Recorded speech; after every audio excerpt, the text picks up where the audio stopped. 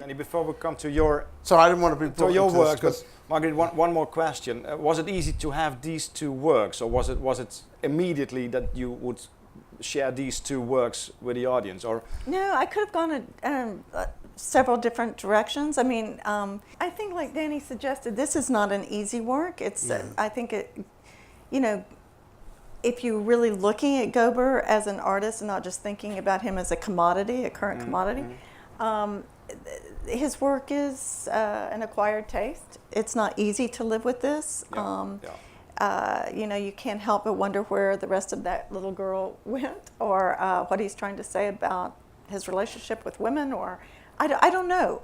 So it's never comfortable. You know, the manuscripts are quite different. They're very private, and they're kept in boxes, and you have to be willful about wanting to look at them. So there are other things, paintings that you all would recognize that I could have brought up, but I thought this showed the most dramatic stretch. One more last question for this. Where does it normally hang? Is it in your house, in your living room, or where is it? I have a building behind. I have a what I call a beaver cleaver house, like a normal little house. My husband and I raised 3 girls there. We wanted them to have as normal a house as possible, and it didn't have large walls, and so we bought a work of art by Franz Klein at one moment, and we walked out of the gallery, and he said, you know, we don't have a wall that will contain that picture. And I said, I know, I was hoping you didn't know. So we had to decide right away whether we wanted to move house or whether we would build something else. And we built a little space in the back that we call B2. B2. And this Gober piece, when it's not out on loan, is usually in B2, and with 4 or 5 other Gobers that kind of make a wonderful. There's a conversation that's happening down there that's very private, and I wish I knew what it was, but. Danny, we come to your.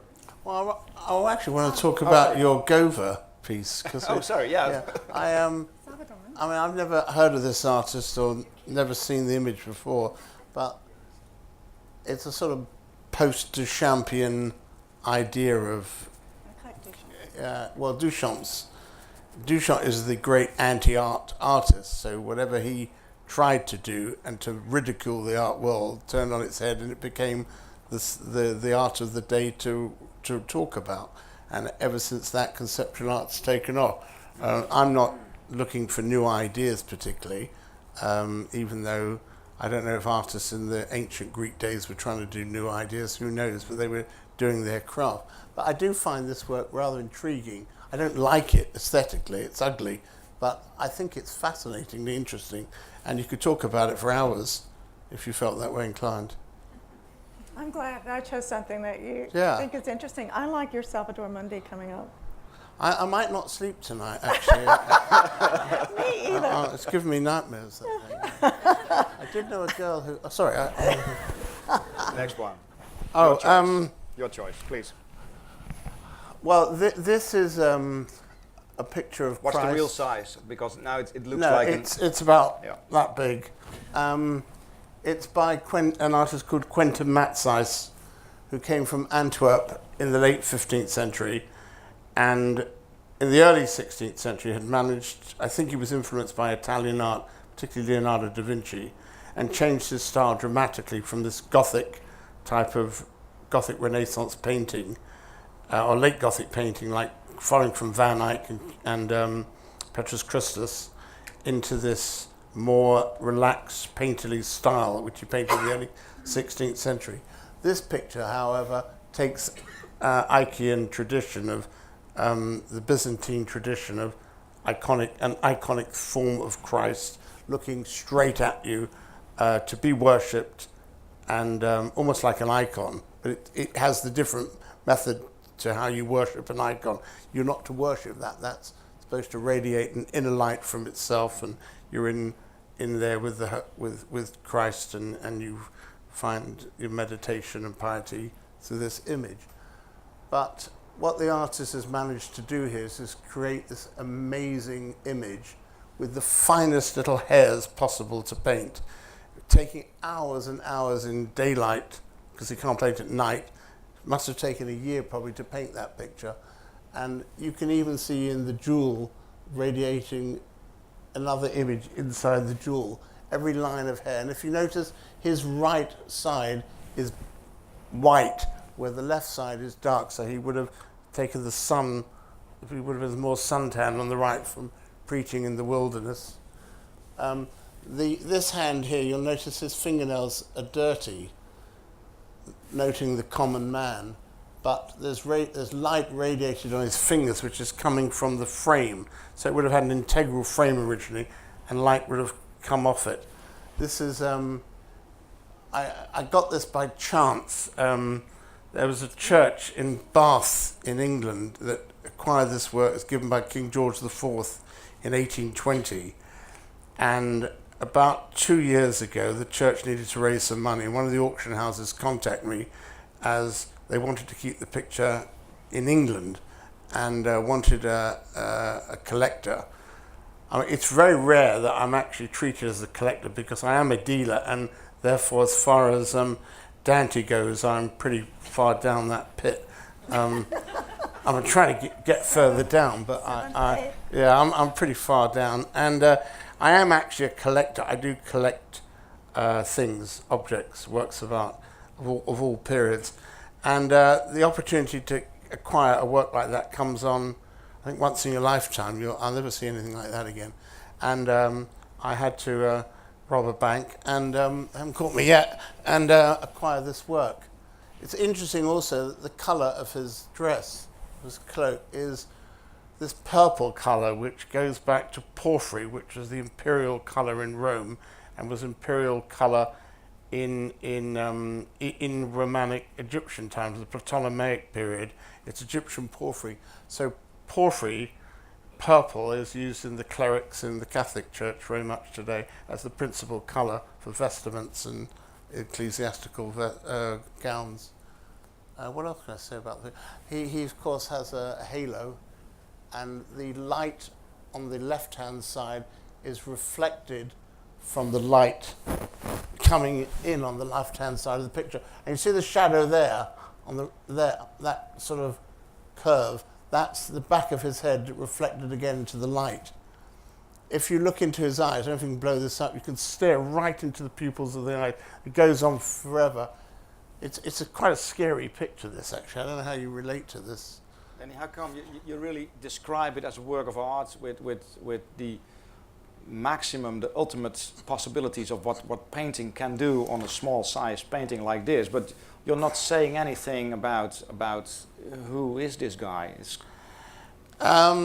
We all know who it is, but this is a very powerful image of Christ, and I mean, it's in your living room. I saw it yesterday night, yeah. And so it is a very. It's almost. Well, what does the religious content of this painting? No, I'm not religious. I'm an atheist. I'm a practicing atheist. This would keep me up at night. Yeah, if you're Catholic, it might disturb you. If you're Protestant, you wouldn't have a problem. If you're a Buddhist or anything else, you wouldn't have a problem. Or Jewish, you wouldn't have a problem with. Well, Jews might, but I'm Jewish myself, but I don't have a problem with it. You regard it as a painting? I just look at it as a great work of art. Yeah. It has incredible strength. It has incredible emotion. It's hauntingly beautiful. The image of Christ as a beautiful young man, you have to look into art history to find when this comes out. Probably comes out in about the 6th century. You start getting these kind, which I think goes back to the Alexandrian idea of the great hero Alexander the Great, who became a god and was godlike. Shall we go on to the next painting? Because otherwise we. Yeah. Well, I can do it. There's another. This one. Yeah. Is that? Well, this is the first picture I ever bought. It's in 1980 in New York. It's by an artist called Bartolomeo Spranger, and he trained. He was Flemish-born, trained in Italy, was influenced by Correggio and Parmigianino, and became court painter in Prague under Rudolf II, who had this incredible court for what's the word when you transmutate gold into metal? What was it called? Alchemy.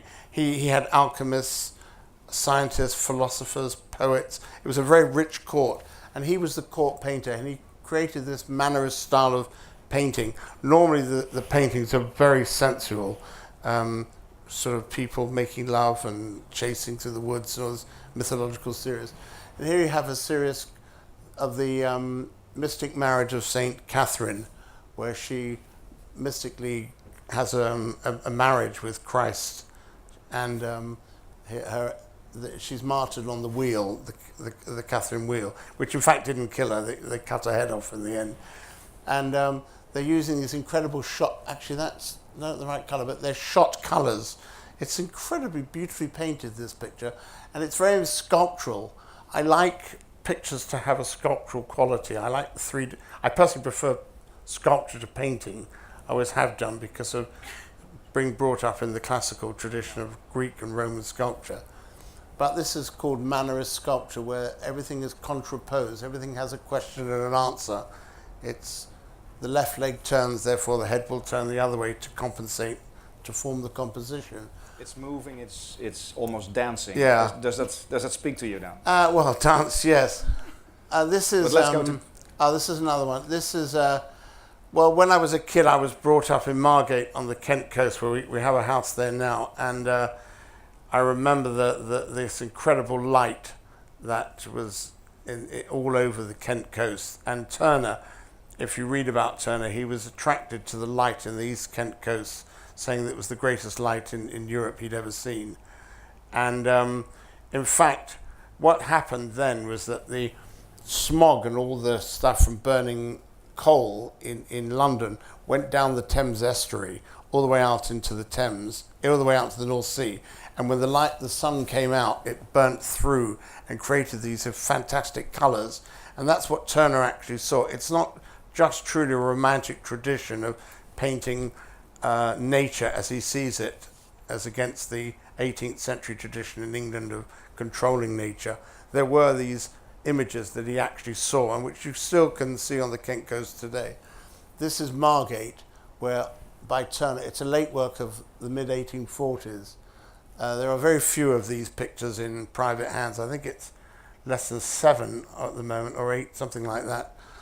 And this is a small work. It's about that big, and it shows wreckers, these boats on the left-hand side, which is a horrible thing to do. They take these boats out and they lure innocent shipping vessels onto the coast, and they fall upon the rocks, and then bandits come out and steal all the works of art. They're using a capstan there to take in the flotsam and jetsam of what's been left over from the sea.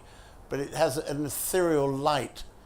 The sun is being burnt through at the moment, and this is before Monet came along. This is Impressionist, I think pure Impressionism before its time.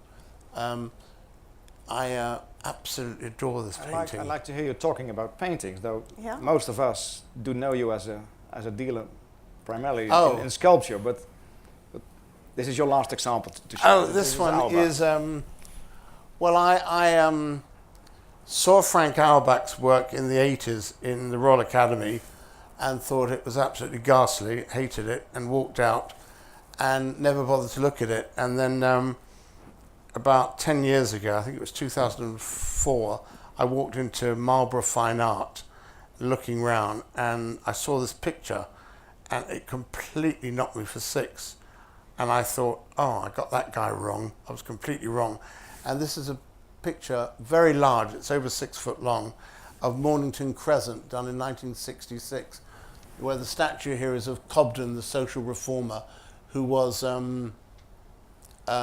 Walter Richard Sickert's father-in-law. So you get from Degas to Sickert to Bomberg, who taught Auerbach in the Borough School in London, to Auerbach. The paint on this picture is literally that thick. You can actually scrape, and it's painted about 7 times. He paints it, scrapes it off, paints it again. Now I'm a complete Auerbach fanatic. I think he's a great painter.